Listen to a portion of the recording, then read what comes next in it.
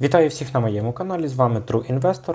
І сьогодні в третьому уроці по технічному аналізу ми розберемо, що таке лінії тренду. А саме, як користуватися лініями тренду, малювання дійсних ліній тренду, налаштування шкали і підведемо підсумки третього уроку. Присаджуйтесь вигодніше і насолоджуйтесь відео.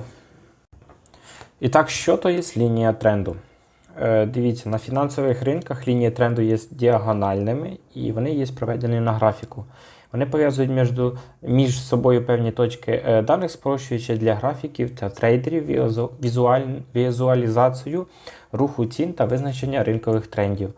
Лінія вважається одним із найголовніших інструментів технічного аналізу.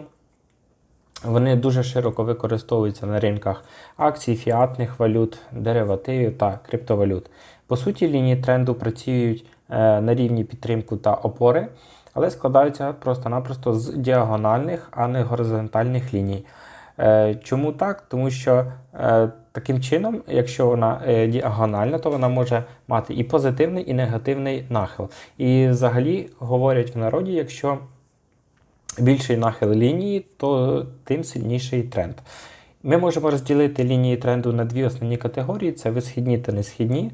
І як впливає з назви, для формування висхідної лінії необхідно провести лінію від просто першої нижньої частини свічки до вищої частини свічки. І тоді вона приєднує між собою дві або більше нижніх точок. І зараз це ви побачите на малюнку.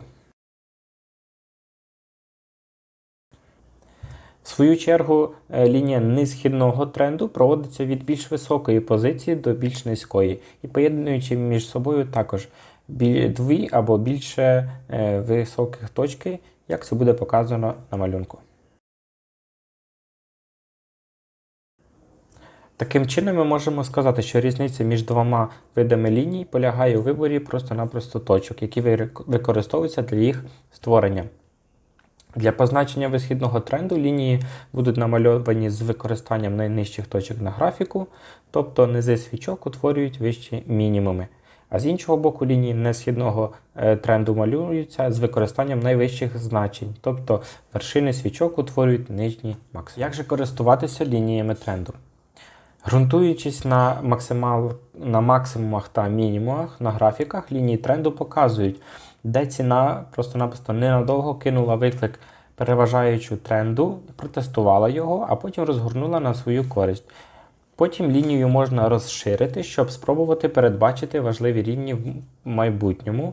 І лінія тренду може бути перевірена декілька разів, але доки вона не пробита, то вона вважається дійсною.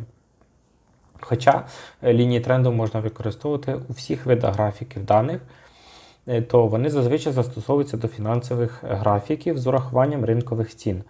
Вони дають уявлення про попит та пропозицію на ринку, і лінія висхідного тренду вказує на зростаючу силу покупців, попит буде тоді вищий за пропозицію, а лінія несхідного тренду зв'язана з постійним падінням ціни, що свідчить про зворотне, тобто пропозиція перевищує попит. Однак, об'єм торгів також слід врахувати при такому аналізі. Наприклад, якщо ціна зростає, а об'єм зменшується або відносно невеликий, то це може створити помилкове враження про зростання попиту. І як згадувалося раніше, то лінії тренду використовуються для визначення, перше, це рівні підтримки, друге, це рівні опору, які є з двома основними, але дуже важливими концепціями технічного аналізу. Лінія висхідного тренду показує рівні підтримки, нижче за які ціна навряд чи впаде. І навпаки, лінія несхідного тренду показує на рівні опори, вище за які ціна навряд чи підніметься. Іншими словами, тренд не може вважатися дійсним, якщо пробиваються рівні підтримки або опору вниз для лінії висхідного тренду, або вгору для лінії несхідного тренду. У багатьох випадках, коли ці ключові зони не здатні утримати тренд, то ринок просто прагне змінити свій напрямок. Проте технічний аналіз є дуже суб'єктивним, і кожна людина має право представити свій абсолютно інший метод для формування лінії тренду. Таким чином, доцільне буде об'єднувати кілька методів технічного аналізу, а також фундаментальний аналіз для зменшення ризику. Як же ми будемо малювати дійсні лінії тренду? Дивіться, з технічної точки зору лінії тренду можуть бути намальовані за допомогою двох будь-яких точок на графіку, або більшість трейдерів сходяться на думці, що використання трьох і більше точок забезпечують підвищену достовірність лінії. У деяких випадках перші дві точки можуть використовуватися для визначення потенційного тренду, а третя, котра прогнозує вже для перевірки обґрунтованості припущення. Таким чином, коли ціна торкається лінії тренду 3 або більше разів, не порушуючи її, то тренд може вважати дійсним. А багаторазове тестування лінії просто-напросто демонструє, що тренд не є простою випадковістю, котра викликана коливанням ціни. Як ми будемо налаштовувати шкалу?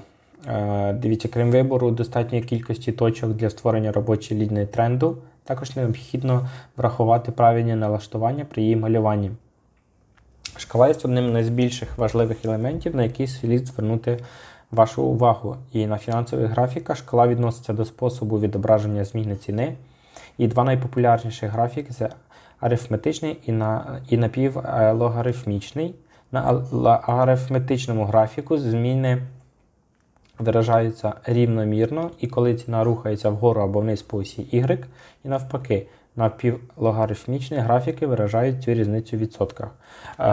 Візьмемо приклад. Відображення зміни ціни з 5 до 10 доларів на арифметичному графіку буде таким же, як від 120 до 125 доларів. У свою чергу на напівлогарифмічному графіку 100% ріст від 5 до 10% займає набагато більшу частину графіка, на відміну від збільшення на 4% при русі від 120 до 125 доларів.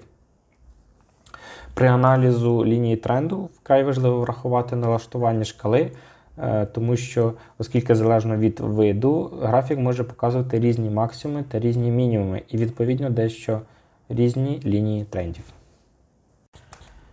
І на завершення даного відео підведемо підсумки.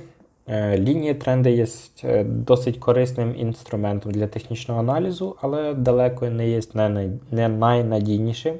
І вибір точок, що використовуються для побудови ліній тренду, вплине на те, наскільки вони добре відображають ринкові цикли та реальні тренди, що робить їх дещо суб'єктивнішими. Наприклад, деякі трейдери малюють лінії тренду на основі тіла свічок, не звертаючи уваги на тінь свічок, і інші, навпаки, вважають за краще проводити лінії по тінях свічок відповідно до їх максимумів та мінімумів. Тому важливо користуватися лініями тренду в поєднанні з іншими інструментами, просто-напросто для побудови графіків з індикаторами. Приклади інших індикаторів технічного аналізу включають хмари Ішимоку, лінія Болінджера, стохастичний RSI та ковзні середні. Надіюсь, дане відео було для тебе корисним і ти дізнався щось нове сьогодні. Ось ми вже пройшли 3-й урок і будемо переходити до 4-го. А ти підпишися на мій канал, якщо ще цього не зробив, став палець догори, а також пиши коментарі. Також в закріпленому коментарі я оставлю посилання на мій телеграм-канал, де ділюся важливою інформацією щоденно. Дякую.